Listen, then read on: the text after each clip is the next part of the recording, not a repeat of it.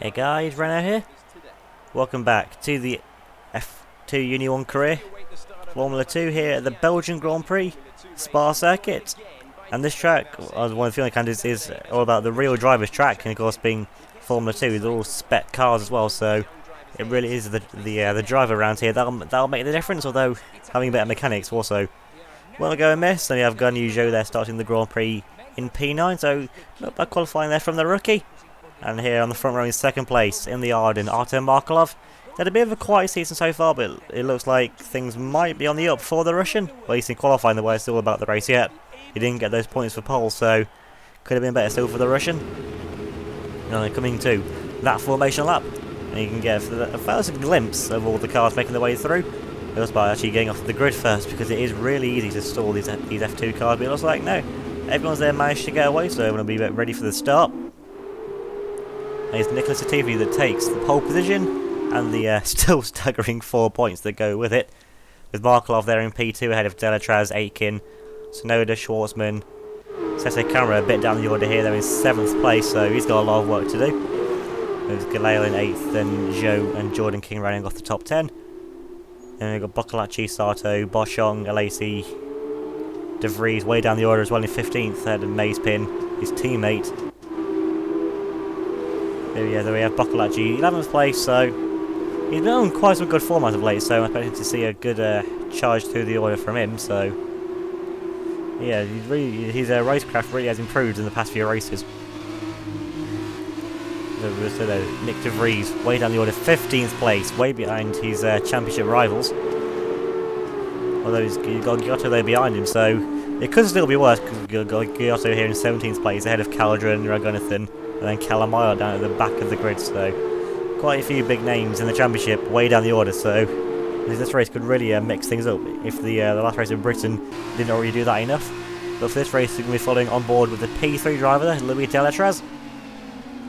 Williams start on pole by the top 3 was separated by less than a tenth of a second, so that just shows really what kind of race that we're going to be in for here. Just waiting for all the rest of the cars to get lined up there on the grid. And you've got Yuki Tsunoda there in P5, the teammate for Louis Delatraz. Now coming to the far red light for the start of the Belgian Grand Prix.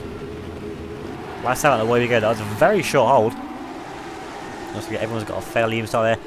You're going a bit wider than one of the Trines, going for a dive at the inside line, going to go very, very opportunistic dive there. It was like 4 wide into turn 1 further back. Looks like though in the main pack of cars up at the front, everything's remained pretty much the same. It has. It's Latifi that still leads. You've got Markelov though right behind him, the Russian. Been here for so long now in F2, and again Latifi's been around for a while as well, so they're both going to know each other pretty well by now. And of course no DRS yet, it's all about pure slipstream, and of course there's no higher engine mode either, because all the cars are specking every single way, and Markelov is going to try and hold it there around the outside line. I'm going to tail him around into the corner. Latifi, they're going to squeeze him, and then Markelov has the inside line for the next corner. Leaves South up with Latifi with the racing line, sweeps him around in the Canadian. Good defensive driving there from Latifi. He knows that this race is crucial for his championship. I mean, he got his first podium last time out, and if he can try and win this race as well, especially with Sete Camera further down the order, and De Vries seemingly nowhere is going to struggle to get any meaningful points from this race. The top 2 though already having a little bit of a breakaway. So we've got Jack Aitken here looking very interested already behind the back of Louis Delatraz, but now coming through pit 1, which is a brilliant corner in his F2 cars. I mean, it's more impressive in the F1 cars obviously because they're faster, but these things with so much less downforce, it's to be so more committed. So if you can carry great speed to that corner, it does feel more rewarding than in the F1 cars, which just grip the corners anyway. Through the middle sector here, you've got Delatraz actually getting on the back of the cars in front, so maybe, well, I don't know about Markelov, he's still behind Latifi, but Latifi definitely running a lower drag center teams, or Delatraz at least definitely running more downforce here than through the middle sector of the lap. Delatraz looks to be slow down this back straight here, probably due to his higher drag center, which weren't well in qualifying, but seems to be working too well so far in race conditions. Although, now into the bus stop chicane, getting close to the back of the close running, so Latifi, of course, running less downforce, will have to brake earlier because it just hasn't got the actual aero to drag on the car to slow it down as well into the braking zone, so that's probably the one time you do want track. There's a bit of the breakaway group already with the Latifi and Markelov, and then Delatraz and Aitken going to break a little bit away there from the pack as well. But Markelov goes all over the back over Latifi, still sticking to the back of the Canadians stamps car like glue, honestly. And we know Arden never really had the most successful time in Formula 2. They're not really one of the established top teams. But Markelov might be able to change all that now in this race. And once again, with the station, still no DRS yet for the Russian. Getting on the back of Nicholas Latifi, goes defensive to the inside line, into the corner there. He looks like he runs wide, makes a mistake, and Markov just sweeps by the Canadian. The pressure they clearly gained to Latifi, also the low drag he was running, so definitely seems to be having some kind of difficulty there stopping the car, it seems. Now that's going to leave Latifi now under threat there from Louis Delatraz, especially through the middle sector where Delatraz looked to be mighty on the first lap, setting the purple sector through sector 1 as well. You can see Markelov just pulling away to distance already, so Markelov also running a little bit more downforce than what Latifi is, so Latifi went probably like one wings by the seams of it here, now through P1 as well, losing out even more time still to the Russians. He's going so slowly, and Delatraz going to try and drive around the outside line of P1, gets squeezed off the track there by Latifi.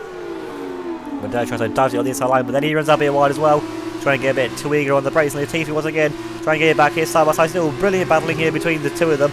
It's Latifi there with the inside line. Once again, Delatraz can try and stick it around the outside line. He runs off the wide and runs completely off the track under the curb. He's not going to find any grip out there.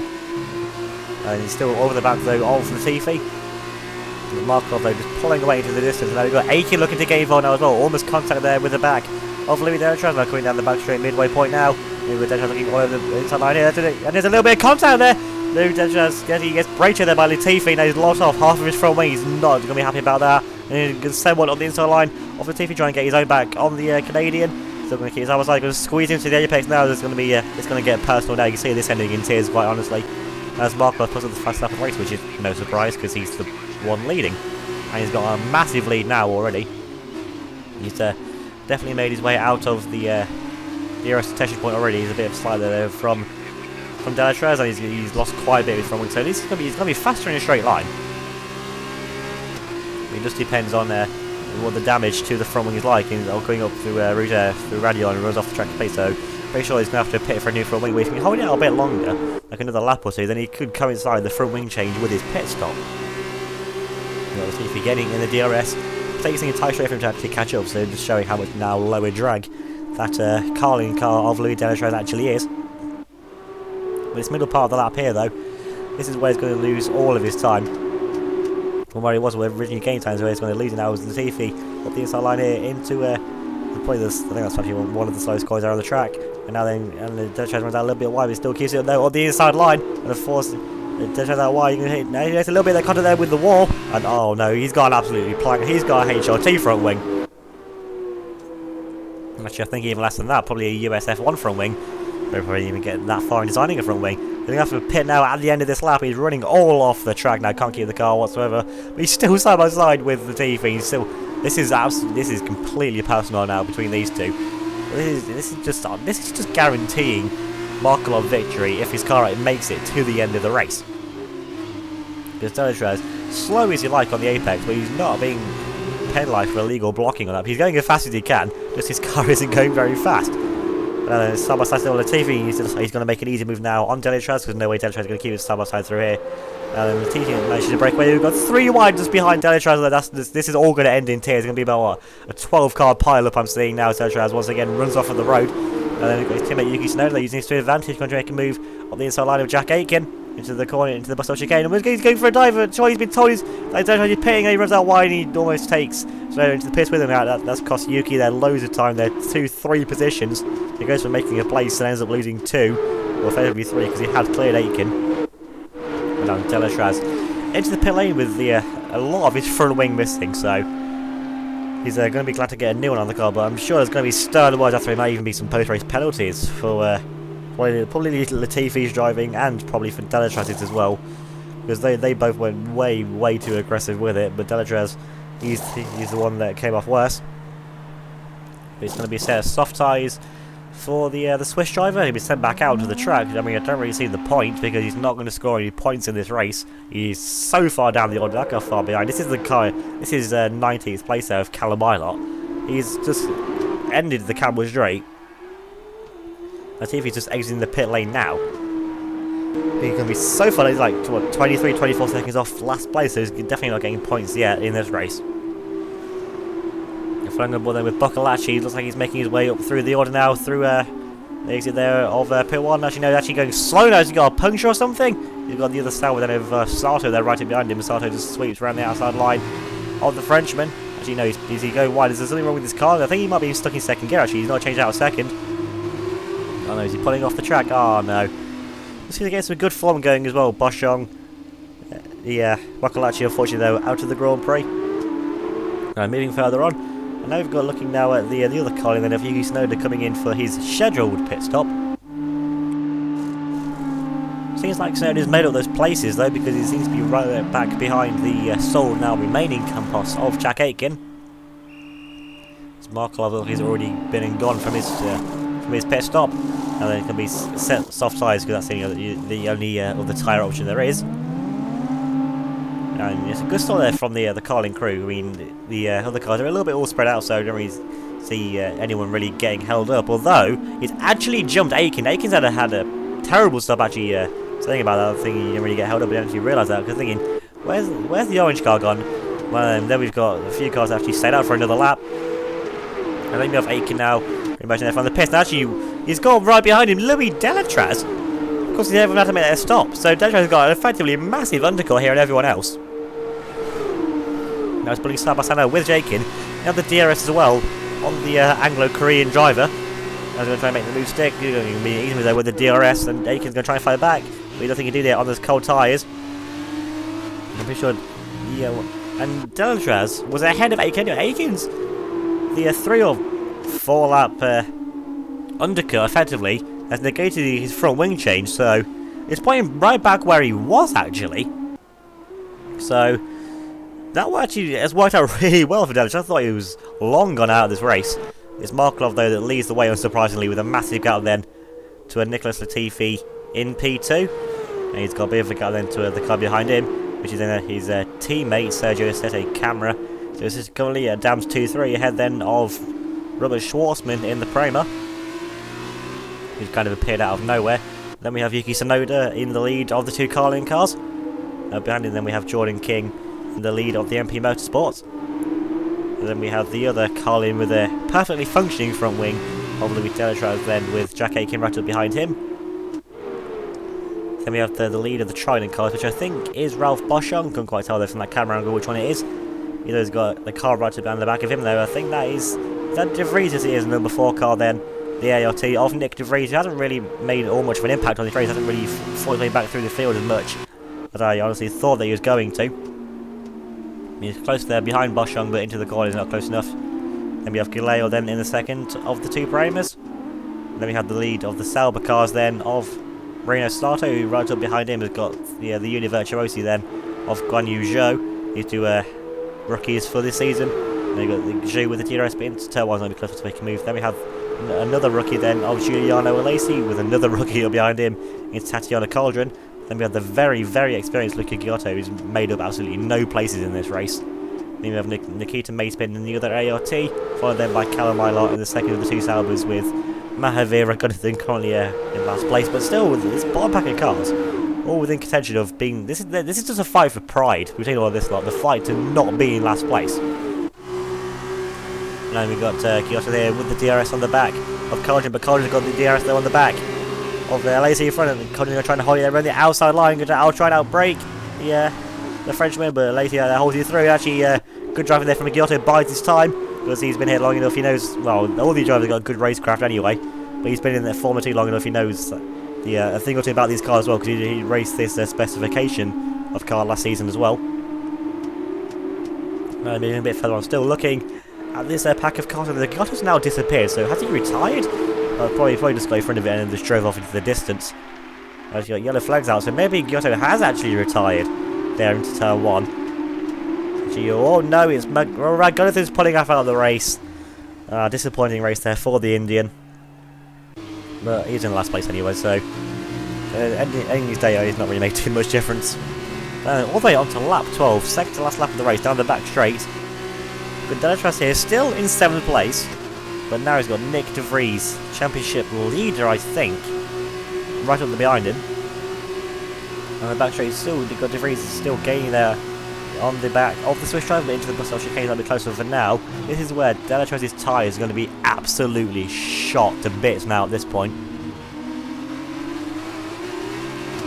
Looks like the run out of the final corner. I mean, traction isn't too bad, so maybe it's just got a bit more front tyre wear, but the grip because behind him is definitely catching a bit squirmy there to turn one of the braking. I know he's missed the braking zone there completely, so yeah, so definitely struggling for something. Just I think just a general lack of grip is probably the problem here then for Delatraz. Well, coming up Rouge, at least he's not. At least the Vries isn't going to try and make a move there. And then so we're bringing a little bit wide left for radio, so you're definitely running out of grip there for the Swiss driver. Now then, De Vries in the DRS on the back of the car, and goes fezzy to the inside line. De Vries has been trying to sweep it there around the outside line. Use that good speed from the DRS as well. But then De Vries has a bit of side drafting there, keeps it side by side with the championship leader into the corner. I mean, Delatraz has got, but he's driving angry to keep it PG friendly. But I think De Vries still back up the inside line here, using the better grip of his tyres. And setup wise doesn't matter here on the final lap. This is all about pride. But where is Delatraz going? He's completely he's run out of tyres completely. So they're going to keep it up the inside line. And De Vries, I think, just backs out of him more. You can probably see that he's going to get put in the wall, like Latifi almost did there on the second lap of the race. That's allowed Galeo now to get involved here with Aiken in the Campos. Brilliant move there from Galeo, he can pull it off. I must say with Aiken, but Aiken holds it there around the outside line, which is given the inside line here for the next corner. But then again, Galeo keep it around the outside line here. He's going to try and keep it outside the Indonesian driver. And then it's like Aiken there, just managing to put in front off the racing line. Now then you've got side by side here up in front still with De Vries and Delatraz looking up, but Delatraz just pulls in front and squeezes. You're doing a bit of weaving now, so things are getting a bit dangerous here now on the final lap of the race. Here we go, 2 wide now, side by side behind each other now. And De Vries lost all his speed there, backing out of that move. I think more just like trying to save his life in that instant. But then into the bus stop chicane, looks like Delatraz is safer now. We've got Galeo now trying to make a move there on De Vries as well, around the final corner. Onto the corner now, when Delatraz is winning, once again he's sliding, he's run out of tyres completely. That's going to be a drag now to the line side by side. And I think Aiken's just got him on the line. Aiken, I think, the line could have been closer up though, but I'm pretty sure Aiken has just taken 7th place there, right on the line from Delatraz. And then this is how it looked from on board then with Delatraz coming now through the final corner. And the final corner gets a little bit of a slide on, and then gets stuck on the curbing up the line. Is Aiken does just sneak it there on the line from Delatraz. He's going to be fuming about this entire race, but 8th place. To get points after the second lap of the race after Riyadh, there's definitely some positive take from that. Although, whilst none of that was going on, it was a bit unsurprisingly, but Artem Markelov rounded the final corner, going up to the line, and Markelov wins the Belgian Grand Prix. Gets a win on the board for Arden. And now then, in the race like this, is this where Markelov possibly even stakes his possible championship charge? And it's either the air two guys there celebrating. And of course, be with the or despite being sponsored by BWT, they don't actually have any ties though to the Toyota team in F1. But still though, the Renault back driver there, Artem Markelov, winning the race. That's going to do wonders for him if he wants to try and get a drive in Formula 1. I mean, he's been in F2 for such a long time. I think it's his 6th year. And you have Callum Ilott, P17. So yeah, that's a bit disappointing there for the Brit. But I think now it's only him and Rangonathan who are the 2 drivers to actually get any points on the board yet.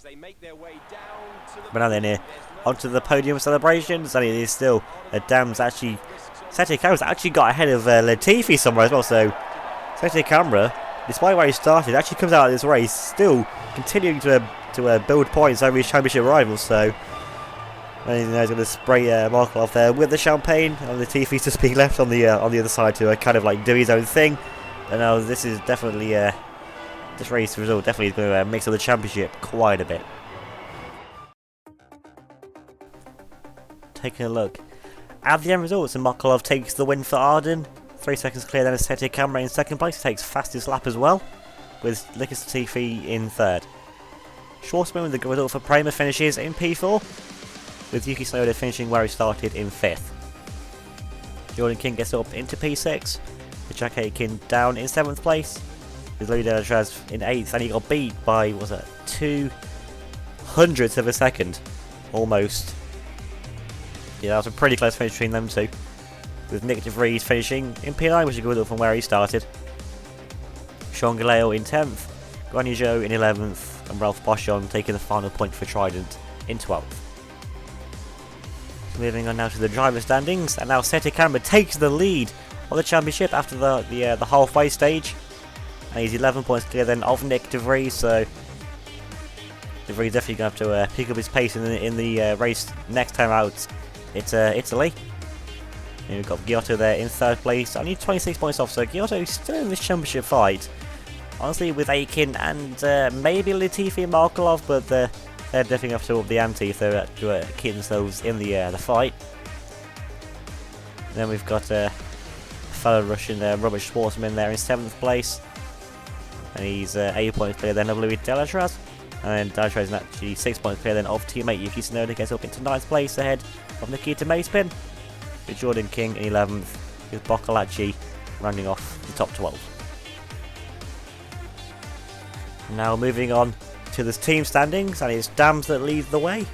Quite convincing actually, over fellow French outfit ART, only 17 points to 80, so a 37 point gap.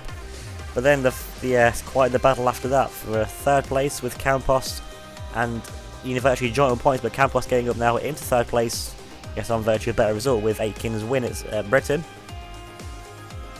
You have Carlin there in P5 and 46, 2 points clear of Arden, who in turn are 2 points clear then of Kramer. Then there's a bit of a gap down to now MP Motorsport, who get ahead of Trident in the battle for 8th, leaving Sauber at the bottom on 11 points. So remember to leave a like on this video and a comment down below as well, that'll be much appreciated. And subscribe if you're new and hit that notification bell so you won't miss out on any future uploads. So remember to check me out on Twitter and Instagram, they'll be linked down in the description below as well. So thanks for watching, and I'll see you all next time.